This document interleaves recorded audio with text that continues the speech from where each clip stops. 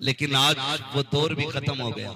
आज बच्चा रोता है तो माँ गोद में नहीं उठाती है, माँ मोबाइल का गुनगुना बजा के बेटे के हाथ में दे देती है। हम खुशनसीब लोग हैं, उस वक्त इतने मोबाइल नहीं थे। हम रोए तो माँ ने गोद में उठाया, हम रोए तो बाप ने गोद में लेके लोरिया दी।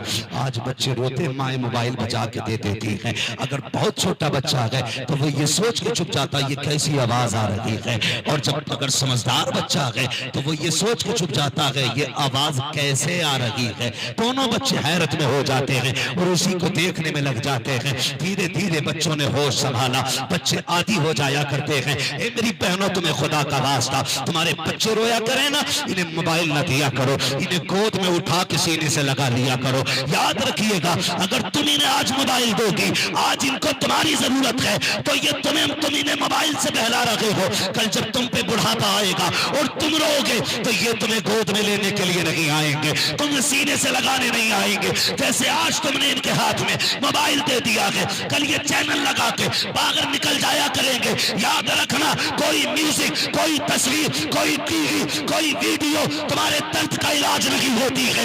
आज तुम इन्हें सीने से लगा लो, बुढ़ापे में तुम्हारी औलाद तुम्हें सीने से लगाती रहे। अरे वाह वाह वाह वाह, क्या कहने, जिंदाबाद जिंदाबाद। मैं अपनी माँ बहनों से कहूंगा, बच्चे रोए ना, उन्हें सीने से लगाओ, उन्हें सीने से लगाओ। एक कहावत होती है ना, अक्सर गाली देते तो लोग कहते माँ का दूध पिया तो सामने आ, कहते कि नहीं? ये माइक थोड़ा मेरी आवाज की तरह, जो असली आवाज है वही नहीं निकाल रहा है, बड़ी तो क्या निकालेगा। तवज्जो है आप लोगों की? एक चैलेंज किया जाता है, माँ का दूध पिया तो सामने आ। क्यों? क्यों?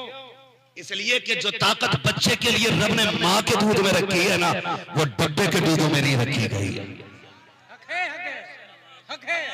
वो डब्बे के दूध में नहीं है, सारे बोले डब्बे के दूध में।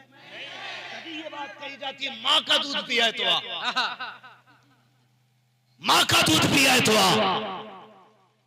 याद रखिएगा, दूसरा नुकसान बता रहा हूं माओ बहनों, बेटों, भाइयों, सबको। ये पहला नुकसान है कि बुढ़ापे में औलाद छोड़ेगी।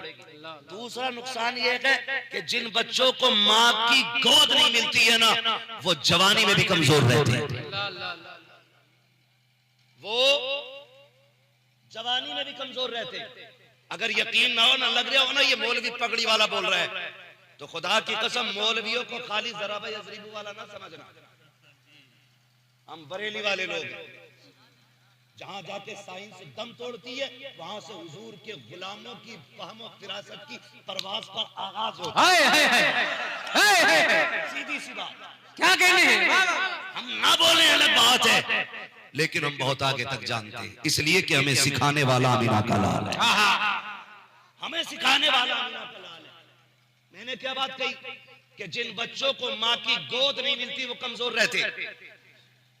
जाओ मेडिकल में जाओ, किसी माँ के डॉक्टर से मिलो और जाकर के तजर्बाकार डॉक्टर से पूछो कि मेरा मौलवी कह के गया है कि जब बच्चे कमजोर होते हैं उसमें माँ की गोद का भी मामला होता है। जिन बच्चों को माँ की गोद नहीं मिलती है वो बच्चे कमजोर रह जाया करते हैं। वजह क्या है जानते हो? उसका नतीजा भी आज समझिएगा। जब बच्चा पैदा हुआ तो उसको होश तो नहीं होता है, न उसे पेशाब का होश है, न उसे खाने पीने का होश है। बस इतना जानता है जब भूख लगती है तो रो देता है, जब रोता है माँ समझ जाती है मेरा बेटा भूखा हो गया है, बस रोने पे माँ दूध पिला देती है। लेकिन खुदा की कसम खा के बताना, मैंने भी अपने घर में देखा है, तुमने भी अपने घर में देखा है, वो बच्चा जिसकी उम्र 3 माह होती है, 4 माह बच्चे की उम्र होती है, जब बच्चा रोना शुरू करता है बिस्तर पे लेटा हुआ, फूफी आई गोद में उठाया, कहने लगी मेरा भतीजा रो रहा है, लेकिन बच्चा नहीं छुपा। फिर खाला ने दौड़ के लिया,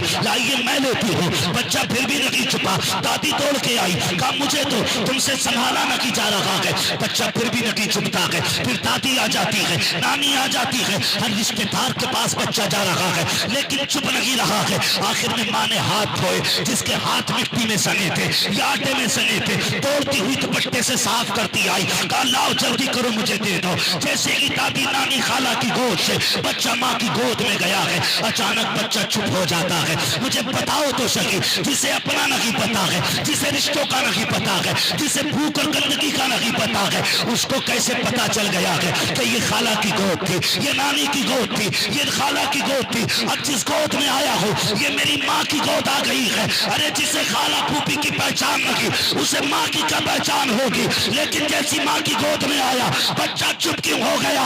तो सुनो, इस वजह से चुप हुआ कि बच्चे के दिल की धड़कनों का कनेक्शन माँ के दिल से हुआ करता है। जैसी बच्चा सीने के करीब आया धड़कनों ने धड़कनों को पहचाना, कहने लग गई चुप हो जा, जिसके शिकन में नोमा रहा है उसी के सीने से लगने का मौका मिल गया। नारे तकबीर, नारे रिसालत, मशरक़े आला हज़रत, अज़मते वालिदैन, शाने वालिदैन, क्या कहने हैं। जिंदाबाद जिंदाबाद, वाह वाह वाह। ये दूसरा नुकसान है, आपके बच्चे कमजोर रह जाएंगे। जो बच्चे पैदाइश के वक्त कमजोर रहते हैं उन्हें बिना कपड़ों के माँ के सीने पे लिटाया जाता है। जाओ पूछ लेना डॉक्टर से, जो ऑक्सीजन के लायक नहीं होते, जो किसी दवा या किसी थेरेपी किसी इलाज के लायक नहीं होते, कहा जाता है इन्हें माँ के सीने पे रखो, माँ की सीने की गर्मी से बच्चे के जिस्म में ताकत पैदा हो जाए। मेरी बहन, इन बच्चों को सीने से लगा के रखो। जब ये रोए मोबाइल मत दो। गलती की है साहिब, गलती की है, हमसे खता हुई है, कोई जिम्मेदार नहीं है हमारी बर्बादी का। दिल के फफोले चल उठे सीने के दाग से, इस घर को आग लग गई घर के चिराग से। गलती हमसे हुई है। आज हमारे बच्चे रोते ना, उनके हाथ में मोबाइल दे दिया। 7 साल का हुआ, उसे बिस्मिल्लाह याद नहीं आती, 7 गाने आते। समझ रहे मेरी बात? 7 गाने उसे याद हो गए और उसे 7 हर्फ याद नहीं, 7 हर्फ उसे याद नहीं। जिन बच्चों को आप रातों दिन मोबाइल दोगे तो वो डांसर नहीं बनेंगे तो क्या बनेंगे बताइए?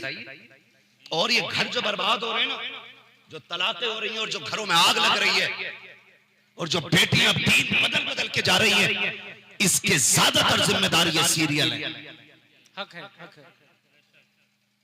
ज्यादातर जिम्मेदार इसका सीरियल है।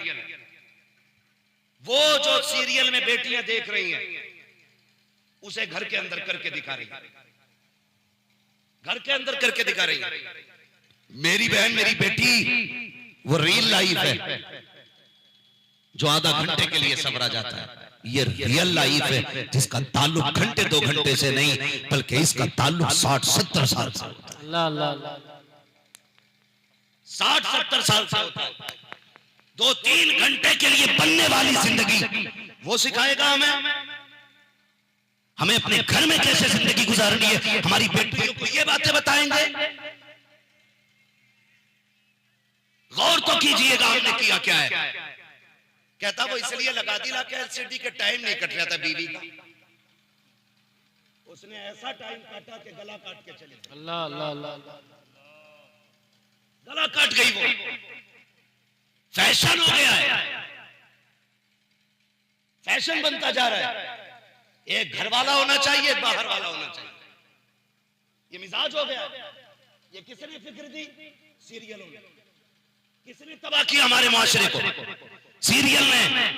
तो हमें जिंदगी उनसे नहीं सीखनी है जो 3 घंटे के लिए बन सवर के जिंदगी सिखाते हैं। अगर जिंदगी सीखनी है तो फातिमा ज़हरा से सीखनी पड़ेगी, सैयदा आयशा सिद्दीक़ा से सीखनी पड़ेगी। मेरी बेटी 60-70 किसी साल की जिंदगी कैसे गुजारनी है ये खदीजतुल कुबरा से पूछो। आग लगा दो इन सीरियलों को। और तुम्हें खुदा का वास्ता, जब बच्चे रोया करें मोबाइल न दिया करो, इन्हें गोद में लिया करो और इन्हें लोरी दिया करो और ये सुनाया करो, मैं सोच रहा हूँ या मुस्तफा कहते कहते कुले आग सल्ले अल्लाह कहते। नारे तकबीर, नारे रिसालत, मशरक़े आला हज़रत, वहदत इस्लामी कॉन्फ्रेंस, क्या कहने। वाह वाह।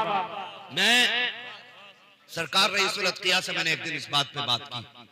मैंने कहा सरकार एक बात बताएं, ये जो इर्तिदाद का मसला है इसका सद्देबाब क्या है?